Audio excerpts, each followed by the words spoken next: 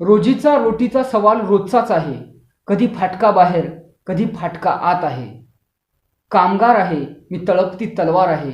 सारस्वतांनो, थोडासा गुन्हा करणार आहे. या ओळी आहेत प्रसिद्ध विद्रोही कवी नारायण सुर्वे यांच्या कवितेतील. आज या ओळी मला आठवल्या कारण आज कामगार दिवस, आज महाराष्ट्र दिवसही आहे. त्यामुळे सर्वात प्रथम मी कामगार दिवसाच्या आणि महाराष्ट्र दिवसाच्या खूप साऱ्या शुभेच्छा महाराष्ट्र जीवनच्या दर्शकांना देतो.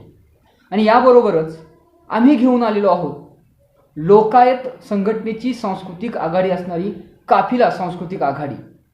काफिला सांस्कृतिक आघाडी आयोजित हम मेहनतकश या कार्यक्रमाचं थेट प्रसारण. या कार्यक्रमामध्ये तुम्हाला विविध कामगाराच्या जीवनावर व्यक्त होणाऱ्या कवींच्या कविता, चळवळीची गाणी आणि त्याचबरोबर कामगारांच्या जीवनाला स्पर्श करणाऱ्या कथाकारांच्या कथा या ठिकाणी काफिलाच्या सांस्कृतिक कलाकारांनी या ठिकाणी मांडलेल्या आहेत, सादरीकरण केलेले आहेत, त्या तुम्हाला पाहायला मिळणार आहे. अतिशय रंजक आणि खिळवून ठेवणारा असा हा कार्यक्रम खास महाराष्ट्र जीवनच्या दर्शकांसाठी. आपण पाहूयात हम मेहनतकश.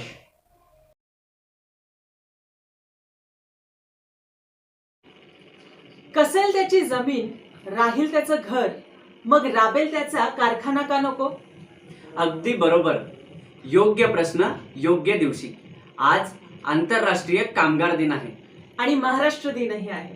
कामगार दिनाचा विजय असो. महाराष्ट्र दिनाचा विजय असो. काहींना हा योगायोग वाटतो, पण तो तसा नाहीये बरं का. संयुक्त महाराष्ट्राची निर्मिती ही कामगार शेतकऱ्यांच्या चळवळीमधून झालेली आहे.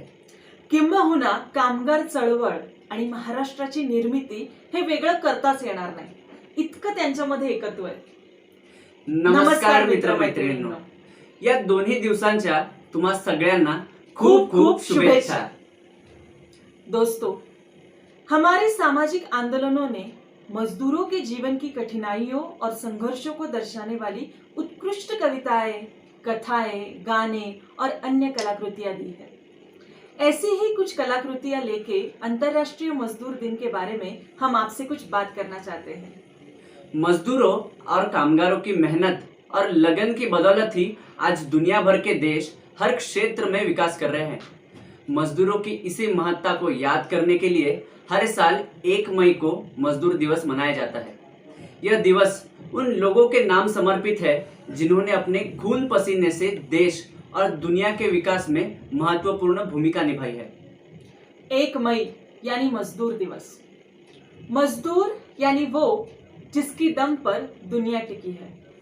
हर मेहनत करने वाला जो जिंदगी को संवारने के लिए, उसे तराशने के लिए मेहनत करता है, वो मजदूर है.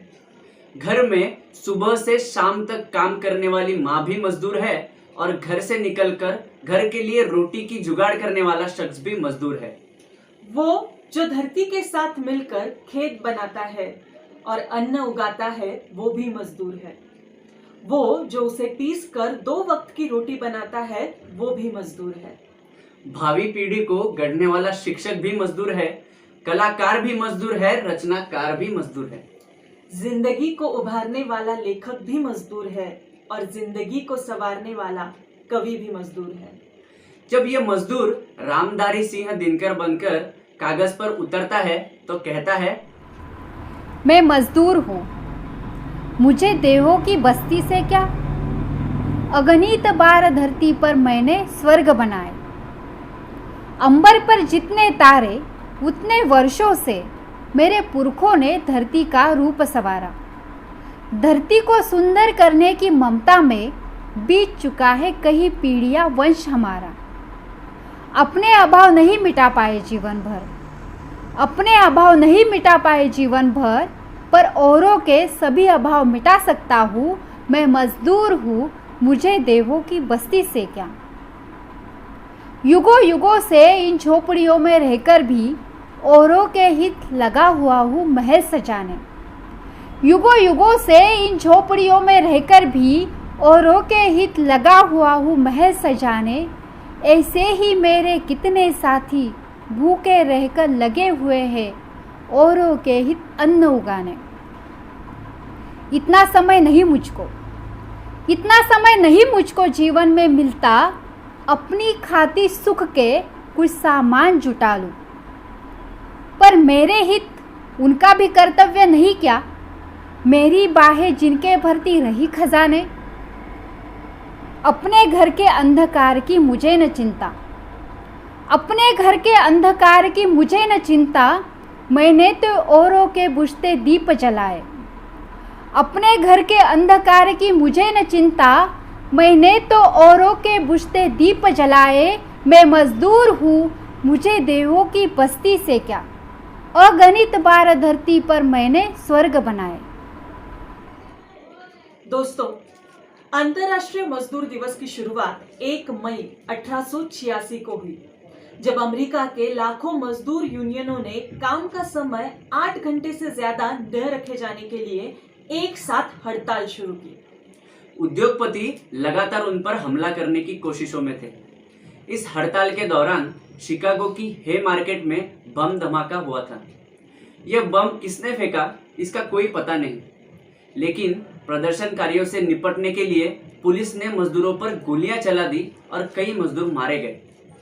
शिकागो शहर में शहीद मजदूरों की याद में पहली बार मजदूर दिवस मनाया गया।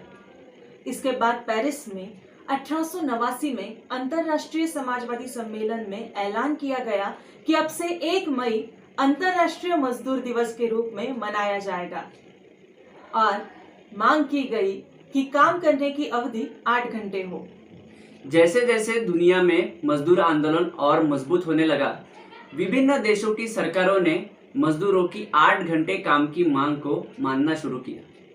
दुनिया के सभी देशों में मजदूर दिवस मनाया जाने लगा। भारत में मजदूर दिवस मनाने की शुरुआत सबसे पहले चेन्नई में 1 मई 1923 को हुई थी। इन आंदोलनों ने मेहनतकशों को भरोसा और लड़ने का जज्बा दिया है कि लूटने वाला जाएगा, कमाने वाला खाएगा, नया जमाना आएगा, क्योंकि उनके पास खोने के लिए सिर्फ तरह तरह की बेड़ियां है और पाने के लिए तो सारी दुनिया है। इसी पर आधारित फैज अहमद फैज की रचना को याद करते हैं, जिसमें उन्होंने मजदूरों के हक की बात की है। हम मेहनत कश इस दुनिया से जब अपना हिस्सा मांगेंगे, एक खेत नहीं, एक देश नहीं, हम सारी दुनिया मांगेंगे। एक खेत नहीं, एक देश नहीं, हम सारी दुनिया मांगेंगे। हम मेहनत कश इस दुनिया से जब अपना हिस्सा मांगेंगे, एक खेत नहीं, एक देश नहीं, हम सारी दुनिया मांगेंगे। एक खेत नहीं, एक देश नहीं, हम सारी दुनिया मांगेंगे। हम मेहनत कश इस दुनिया से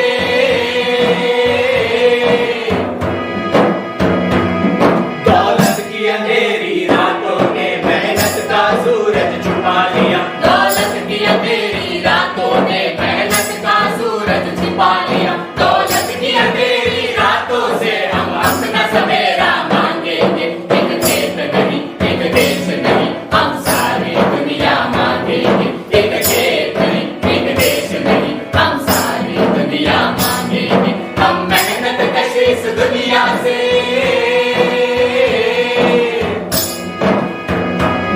क्यों अपने खून पसीने पर हको सरमाया दारी का, क्यों अपने खून पसीने पर हको सरमाया दारी का। मजदूर की मेहनत पर अब हम मजदूर का हिस्सा मांगेंगे। एक खेत नहीं, एक देश नहीं, हम सारी दुनिया मांगेंगे। एक खेत नहीं, एक देश नहीं, हम सारी दुनिया मांगेंगे। हम मेहनत कश इस दुनिया से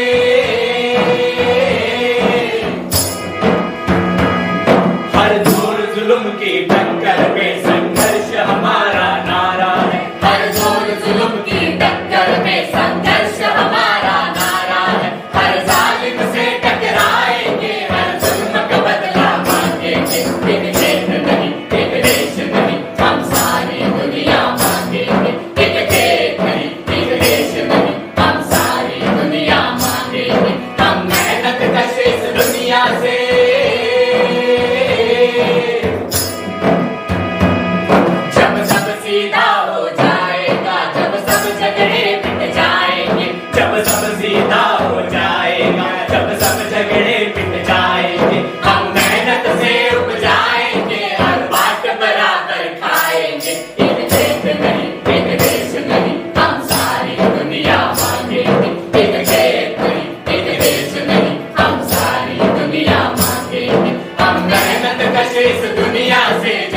अपना हिस्सा मांगेंगे। एक खेत नहीं, एक देश नहीं, हम सारी दुनिया मांगेंगे। एक खेत नहीं, एक देश नहीं, हम सारी दुनिया मांगेंगे। हम मेहनत कशे इस दुनिया से।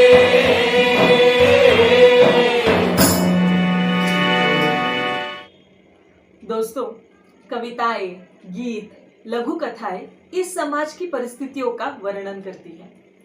वे समाज की निर्ममता, अन्याय और जीने का संघर्ष दिखाते हुए समाज का आईना बनकर उभरती है। वैसे तो लघु कथा आकार में लघु होने के बावजूद कोई छोटी विधा नहीं है। वास्तव में इसे गागर में सागर भरने सरीखी संभावना होती है। हिंदी के मशहूर लेखक असगर वजाहत जी की लिखी 4 हाथ ऐसी ही लघु कथा है। ये आज नग्न नफे के लिए चलने वाली पूंजीवादी व्यवस्था का चरित्र उजागर करती है। भारत में अंबानी की संपत्ति पिछले साल 1 लाख रुपए प्रति सेकंड से बढ़ी है। पूंजीपति नफा बढ़ाने का कोई भी मौका नहीं छोड़ते, चाहे वो कोरोना महामारी ही क्यों ना हो। नमस्कार। चलिए तो आज सुनते हैं असगर वजाहत जी की एक कथा 4 हाथ। एक मिल मालिक के दिमाग में अजीब अजीब ख्याल आया करते थे, जैसे सारा संसार मिल हो जाएगा, सारे लोग मजदूर और वो उनका मालिक, या मिल में और चीजों की तरह आदमी भी बनने लगेंगे, तब मजदूरी भी नहीं देनी पड़ेगी, वगैरह वगैरह। एक दिन उसके दिमाग में ख्याल आया कि अगर मजदूरों के 4 हाथ हो तो काम कितना तेजी से हो, और मुनाफा कितना ज्यादा। लेकिन ये काम करेगा कौन? उसने सोचा वैज्ञानिक करेंगे, ये है किस मर्ज की दवा। उसने ये काम करने के लिए बड़े वैज्ञानिकों को मोटी तनख्वाहों पर नौकर रखा, और वे नौकर हो गए। कई साल तक शोध और प्रयोग करने के बाद वैज्ञानिकों ने कहा कि ऐसा असंभव है कि आदमी के 4 हाथ हो जाए। मिल मालिक वैज्ञानिकों से नाराज हो गया। उसने उन्हें नौकरी से निकाल दिया और अपने आप इस काम को करने के लिए जुट गया। उसने कटे हुए हाथ मंगवाए और अपने मजदूरों को फिट करवाने चाहे, पर ऐसा नहीं हो सका। फिर उसने मजदूरों को लकड़ी के हाथ लगवाने चाहे, पर उससे काम न हो सका। फिर उसने लोहे के हाथ फिट कर दिए, पर मजदूर मर गए। आखिर एक दिन बात उसकी समझ में आ गई। उसने मजदूरी आधी कर दी और दुगने मजदूर नौकर रख लिए।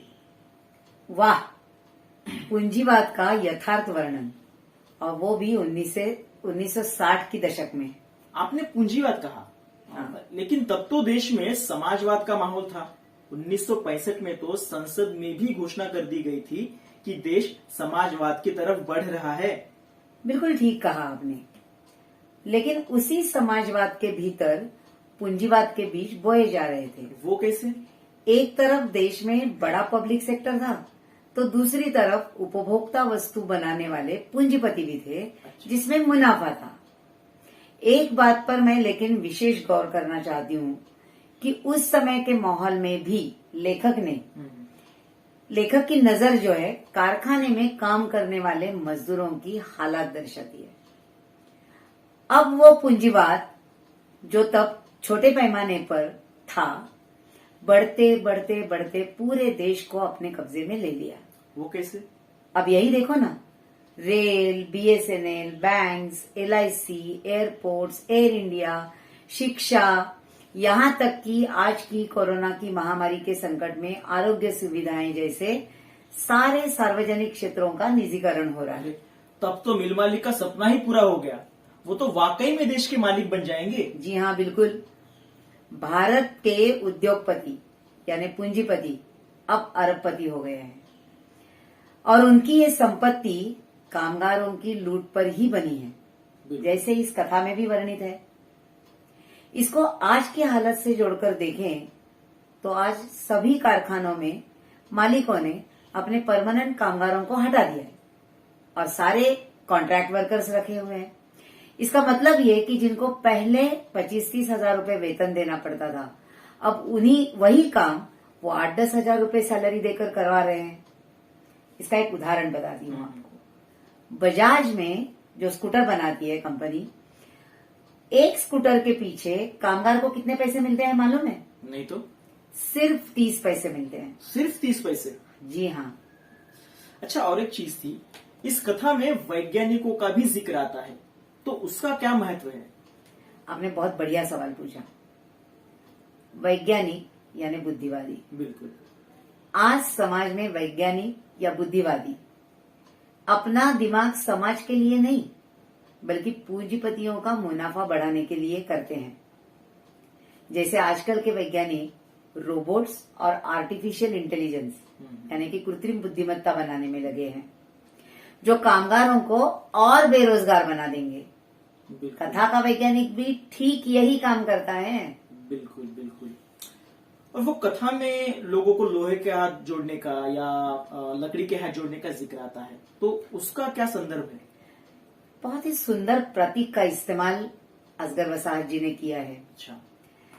अब ऐसे सब देखो कि मालिक मजदूरों से ज्यादा काम करवाता है बरोबर। और ज्यादा से ज्यादा मुनाफा बढ़ाता है। बिल्कुल। लेकिन इसके लिए जो सारे प्रयोग करने होते हैं वो सारे प्रयोग मजदूरों पर ही करते हैं। आपने वो चार्ली चैपलिन की फिल्म देखी होगी, कौन सी? Modern times. हाँ हाँ, देखिए ना। चार्ली उसमें मजदूर था। अपने सारे प्रयोग मालिक ने उसी पर किए। जी, याद आया। ये 4 हाथ लगाने वाली बात भी कुछ कुछ वैसी ही है। उसके इस प्रयास से बहुत सारे मजदूरों की मृत्यु भी हो गई और अब वो गिरनी के कलपुर्जे बन गए थे और लाचारी में आधी मजबूरी पर काम करने के लिए तैयार भी थे। मजदूरों की यही लाचारी शोषण व्यवस्था का पर्दाफाश कर देती है। 4 हाथ न लगा पाने की स्थिति में मिल मालिक की समझ में ये बात आ गई कि मजदूरों का वेतन आधा कर दो और दुगने मजदूर काम पर रख लो। इसमें मुनाफा वैसे ही दुगना हो जाएगा और यह कार्य मजदूरों को 4 हाथ लगाने जैसा ही है। हाँ। ये सारी बातें बखूबी दिखाई है असगर वसाहत जी ने अपनी 4 हाथ कथा में।